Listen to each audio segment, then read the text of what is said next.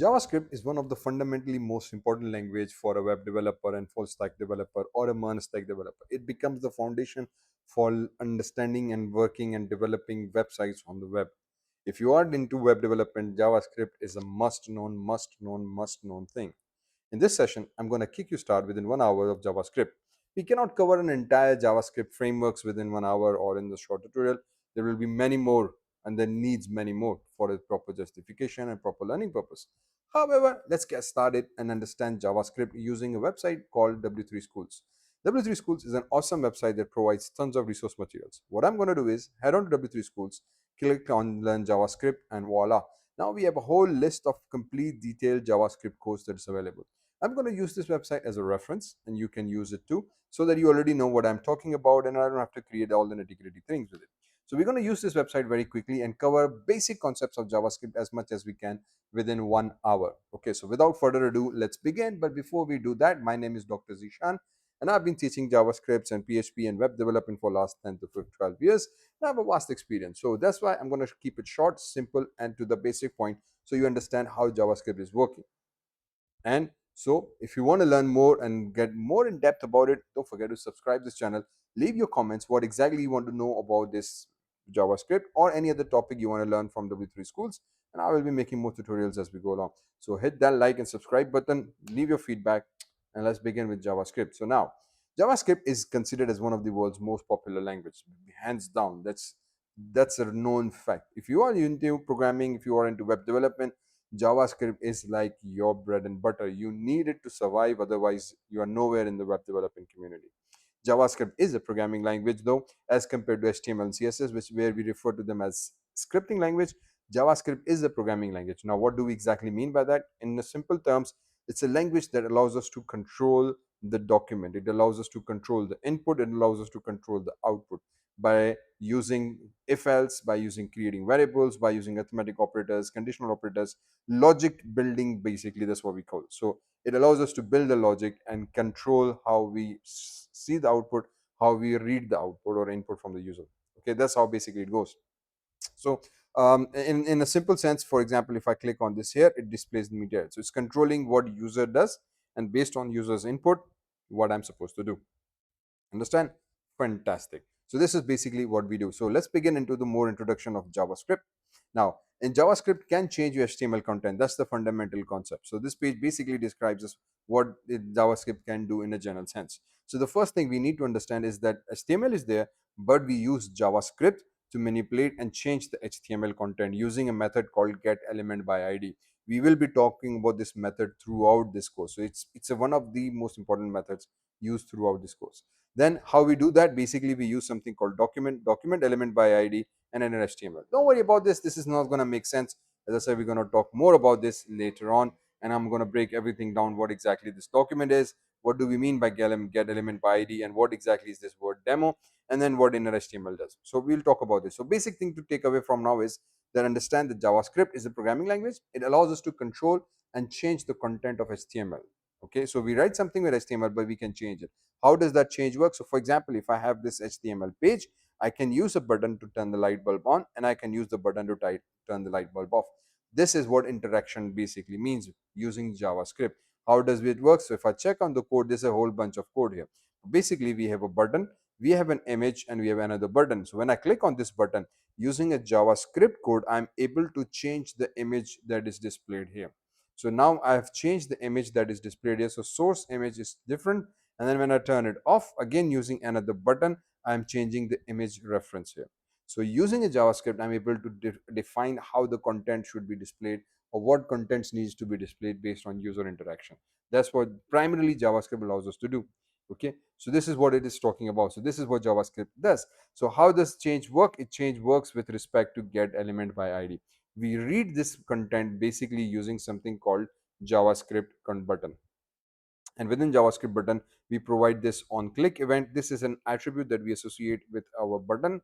And within this button, we write this JavaScript code. Now, what we typically telling this is that, hey, there's a document here, which is this document HTML.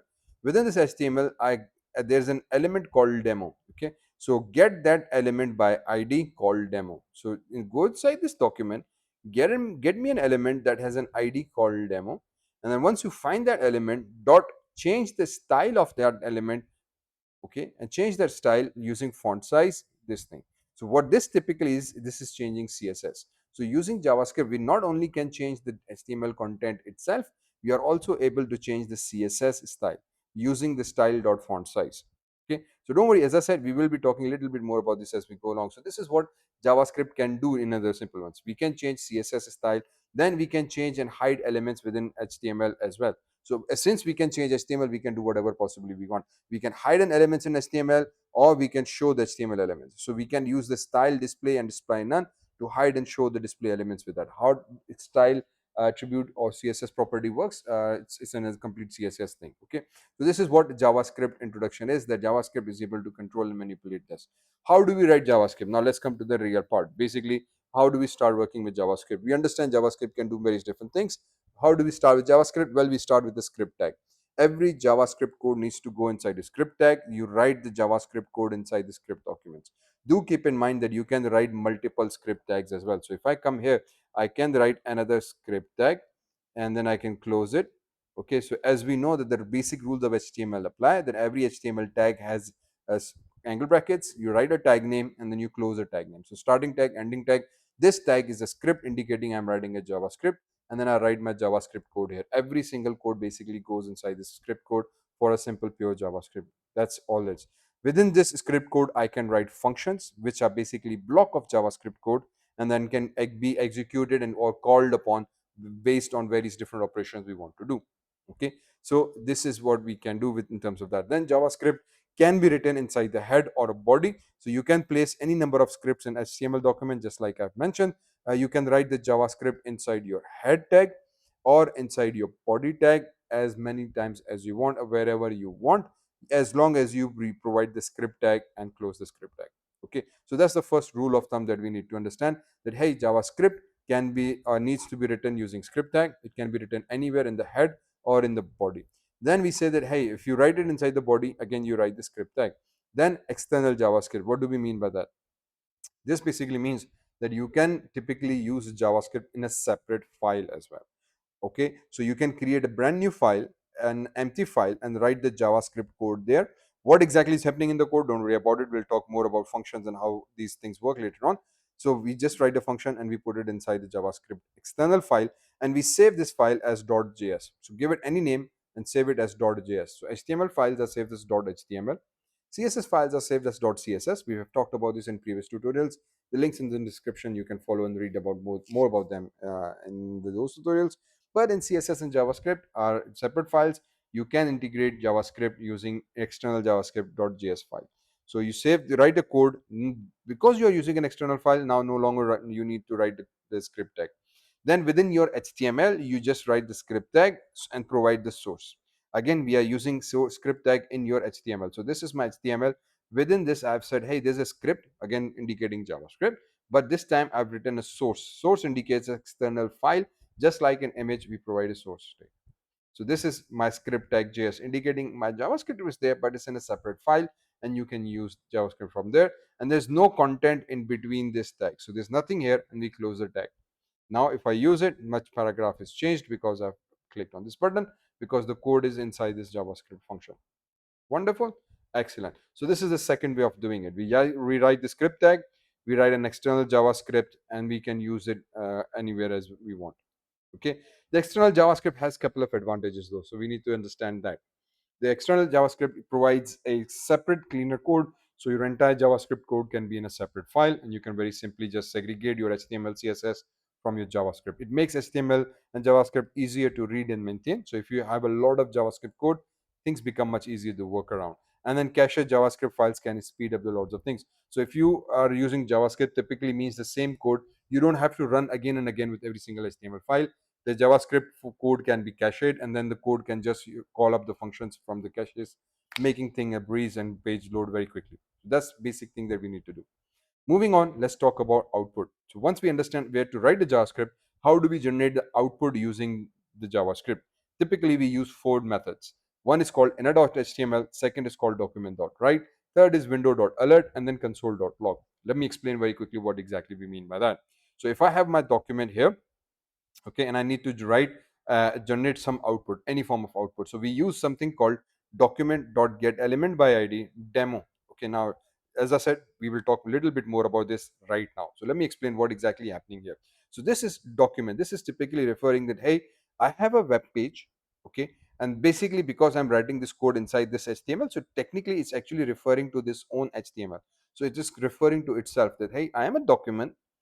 Within my document, dot is a connector operator. It connects this document object with this content, and then it says within this document I have an element by id called demo. So get that element. So this is actually a function. What we are doing is we are using a built-in function, and we're calling this demo. So we are saying that within my HTML, within my document, I have a paragraph or any tag that has a name called demo. So I created a paragraph, id is equals to demo. So this is an HTML tag, and it has an id called demo. So what I'm telling this, that there's a document. Inside this document, get element by id, get me an element that has an id called demo. Right? That's why we use an id attribute, and we provided a name demo. And then what you need to do is, once you have this element, change its inner HTML. So change its inner content, whatever content it's there, you need to change it. So we use again the dot operator to connect it, and we say inner HTML is equals to 5 plus 6. Okay, so when I execute this code, we have again same script tag.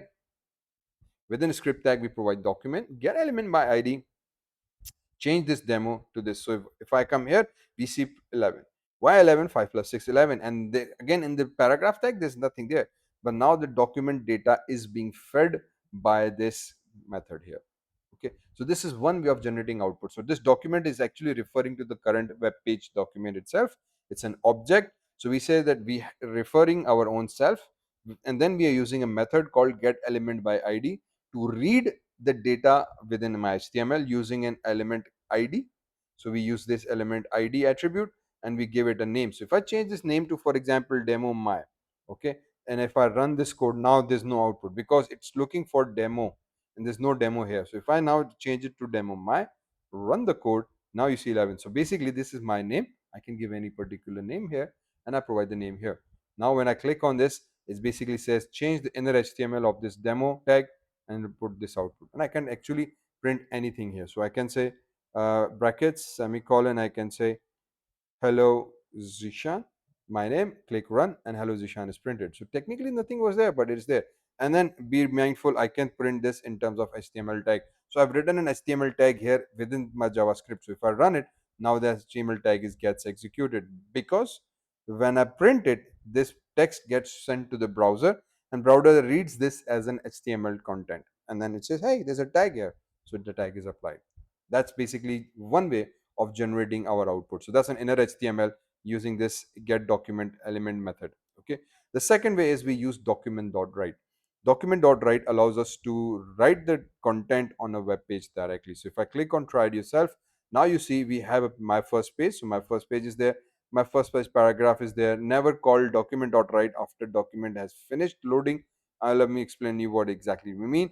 Basically, when I execute this code, it will basically run this and print this. So if I write this document.write, it means that we have a document. Go inside this document. After the content has been loaded, print this statement 5 plus 6. So write works like an output string or print string, and it prints whatever is written within its parentheses on your browser page. Okay. Now what exactly we mean by here, never call document write after the document has finished loading. What this basically means that if I call this after the document has been loaded, okay, so if this page is currently loaded, it's displayed. Now if I somehow click on a button and use document.write to print the content, it will override the entire content of this page. So now because I've integrated this as a script tag within my document, so this gets loaded with this page as a whole, so no problem here. Okay, so this is another way of generating an output, document.write. We will do more example with this, and I will try to explain how the overriding of document works. Okay, so document means this current page. Again, this is an object. This document refers to my page. Write on this page 5 plus 6 using parentheses. This is again another function here.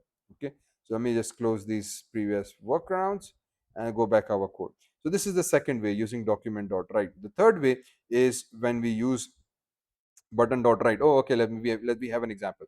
So if I come back here, let me show you this example of the warning that we talked about in this series. So in this case, we had a working that never call the document after the document finish. What exactly we mean by that? So I've loaded a document page. The document page is loaded. It's there now. Okay. And then in this case, I have written button. So button is there. Type is button. So no problem with that. This is simple HTML. On click document dot write. What this means that when I click on this button, execute this event and then document dot write. So this is executing document dot write after the page has been already displayed to the user. So now as soon as I click it, see all the contents get overridden and everything is hidden and it just displays me this kind of content. This is what exactly this warning meant, that do make sure you use document dot write as a script within the current document. It's fine. But if you use it as a on click event and after the page has been loaded, it will override your data. So we need to be a little careful about that. Then let's just use window.alert. This is a cool way of just generating in pop-up window. So now what we're doing is we are using window. Now do note that we are using document here. Document.write means write on my current web page. But at this moment, we are now using some another object called window. What window does is that if I use execute it, see this, it gives me a message as a pop-up window and it says 11. So if I click OK, now it loads me my page. Window basically is an object referring to your current browser window. So if I need to do or change anything from my browser window, I will use the window object. And one of the methods within this is called alert. So it generates an alert and prints everything. So if I can use this here and I can say hello Zishan in this case, and then I run this code. So you can see this, it generates a pop-up message, click OK, and then the page reloads. So document.alert, window.alert is another way of generating an output or generating basically an alert messages. Then the third is console.log. Now console.log is basically another way programmers use to read and understand the debug errors or way the debugging works. Okay. So for example, if I in my keyboard, if I press F12 or usually we use Control Shift I, we have something called, oops, no this one. Uh, if I go back to my Google Chrome, sorry about that. So if I come here, we have what we call a developer mode. So if I go in my Chrome and if I choose file, edit, where is my developer mode? Sorry, settings, more tools, and I go in developer mode here. So now we get a developer options available.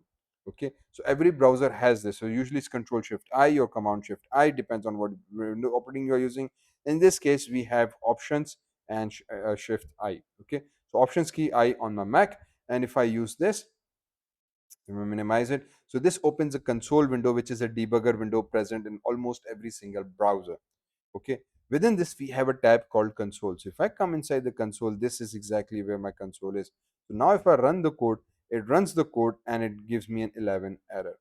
This is a error that is generated on the console, typically not on the web page. So console.log is used to generate output on your consoles, most commonly for the browser, for the developers who are working on it. Okay, so I can use, for example, console.log.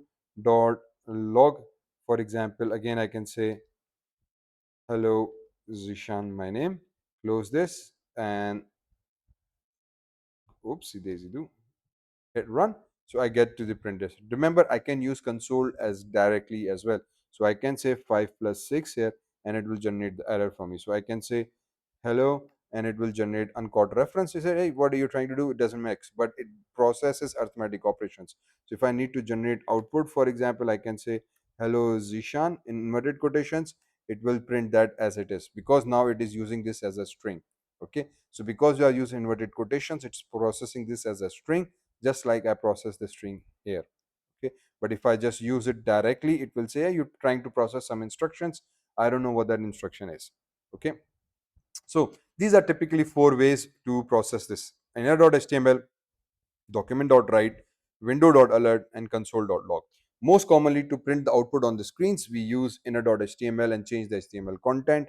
And to generate pop-up, we use windows.alert. For a debugging purpose, as a developer, we use console.log to see where we are getting any error, any specific with that. Okay, so once you go through all these four basics, this is what we need to do. So moving on further, let's now talk more about JavaScript statements. How to formulate JavaScript statements. Well, a computer program, in a general computer program, is basically a list of instructions to be executed by a computer. So do mind that every computer program, every software basically you build, you use a programming language, How do we define it? It's basically an instructions. It's a set of instructions that we perform, or that performs a specific task that we use to perform as for a particular purpose. Okay, so when we have computer program, we basically mean, hey, listen, this is a computer program or a computer software, or a source code is basically set of instructions. In programming language, these programming instructions are called statements. So in terms of programming language, now when I talk about a programming language, and as a programmer, as a developer, I call them statements. Okay, so be mindful of these nomenclature. A JavaScript program is a list of programming statements. But this means that whenever I say we are writing a JavaScript programs, basically we are writing list of statements, which are again simple instructions. Okay, so in this case, we have let x, y, z. This is a statement one. Then we say x is equals to 5. So particular instruction, we are assigning a value of 5 to a variable called x. We talk more about variables later on. But this is what we call a statement 2. This becomes a statement 3, statement 4. So everything we write within JavaScript becomes a statement. Up till now, we have written document.get element by id. This is a single statement. We have written, for example, let abc. This is a statement. Abc statement. So whatever in JavaScript you write has to be written as a statement, and every statement must end with a semicolon. That is why we use a semicolon here. Okay, so do be mindful of that. This is a standard programming language nomenclature that you tend to use, or you need to use what we call semicolons to end our every single statement. Okay, JavaScript can also ignores white spaces at a certain point. Be mindful of that as well. So if you're using JavaScript, it will ignore certain white spaces. So for example, let person is equal to hygiene, or let person is equal to hygiene are same. We have space here, we have space here, and those spaces here, but these are both same statements. However, if you put space in the between here, then there's a problem. It will consider, if you put a space between this word, it will create a problem. But then since let is one statement in JavaScript and there's a one single space, you can enter 2 3 spaces. That should not be a problem. Okay, so these are what we call statements are. Let's on move further. Let's talk more about typical syntax. So JavaScript syntax is basically the set of rules how JavaScript programs are constructed. So syntax basically means the rules how you write each statement within each particular programming language. So when we talk about JavaScript syntax, this basically means that what exactly you are trying to write within our JavaScript, and then you have to follow that specific rule. So a syntax is just a simple word we use in programming that allows us to understand how we are using this particular word. So in this case, we are using variable x. So this is a syntax. We say let y. This is a syntax. We used what we call in previously console.log. This is a specific syntax. You have to use console with a small c dot log. This is a syntax. If I try another example, window.alert. This again is a statement written with a particular syntax, means a set of rule, a way of writing a language or way of writing code. Okay. So a syntax is typically how we write a code. Okay, so when I say window.alert, this is a statement, a programming statement that is written as an instruction. It performs certain task, and the way the language has been written means the syntax of it has a specific signature, has a specific style. For example, we say window with the small letters, then there's a dot without any spacing, and then alert, another function again in small letters, then bracket start inverted quotations, and then we write a string bracket close and then semicolon. This entire structure is basically the syntax of window.alert. Okay, and you cannot change that syntax. It has to be exactly said. So this is what basically a syntax means. So when we learn programming, when we learn coding in Java or JavaScript or Python or any other language you work with, you always need to understand the syntax, how the syntax for each language is working. The basic logic usually is same.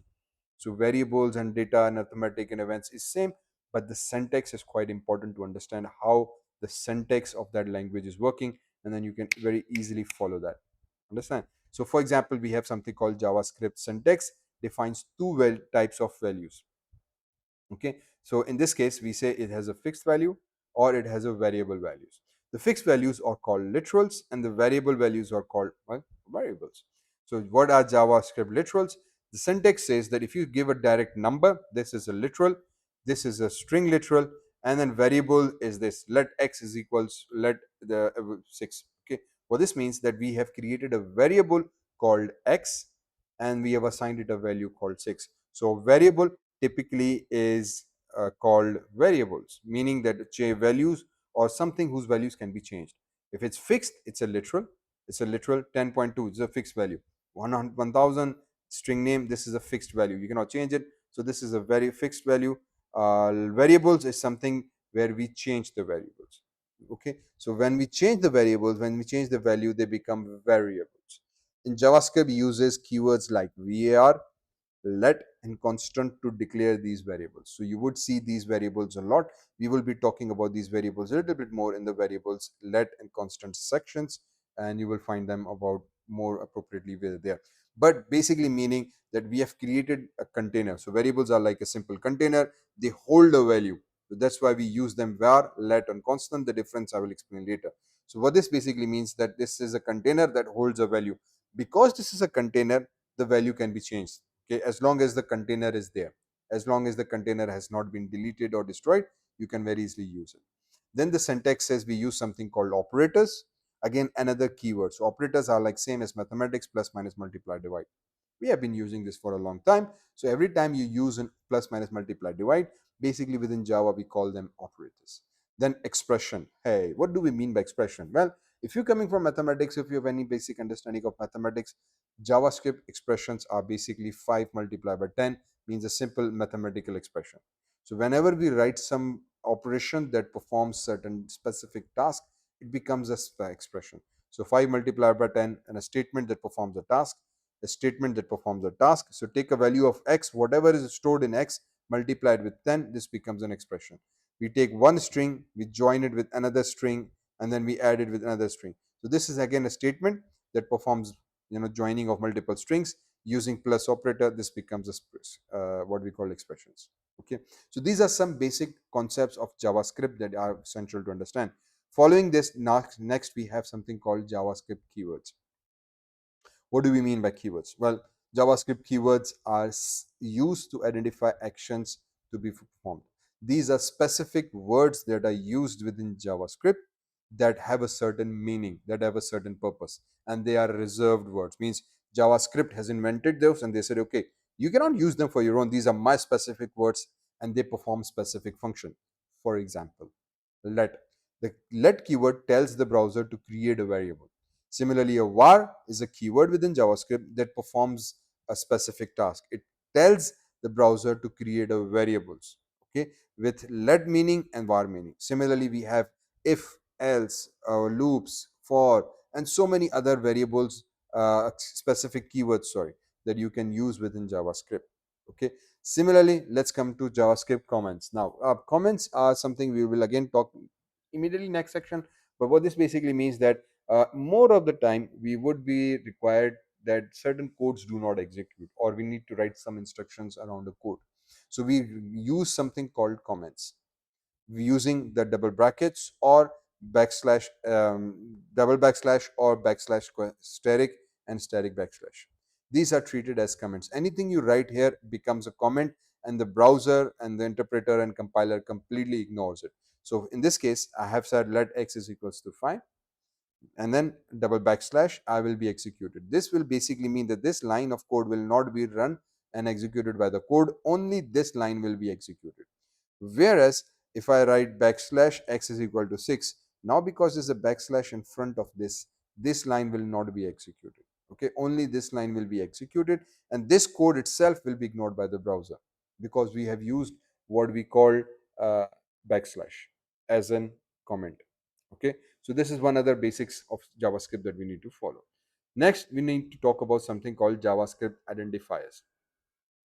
Identifier are JavaScript names. Identifier are basically used to name variables and keywords and functions. So in this case, we meaning that, for example, if I create a variable name called last name, this becomes my identifier. Okay, and if I say variable last name, variable x, the variable y, these are what we refer to as identifiers. The basic rule is that when you use these names, they must be alphabet. Capital, small, doesn't really matter, but yes, case sensitivity is there. So if you write something with capital X, is different from small x. In this case, if I use a last name with small letters, is a different as compared to n with a capital name. So these becomes two different variables. So case sensitivity issue is there. You can use a dollar sign or underscore as well. Only these two symbols typically are approved and allowed within it. Okay, so we have that basic option available, that you can use a dollar and underscore, and then you can use case sensitivity. Okay, so these are some of the basic rules and basic concepts of JavaScript that we need to follow and understand. So if you have understood it, excellent. Let's talk more about comments.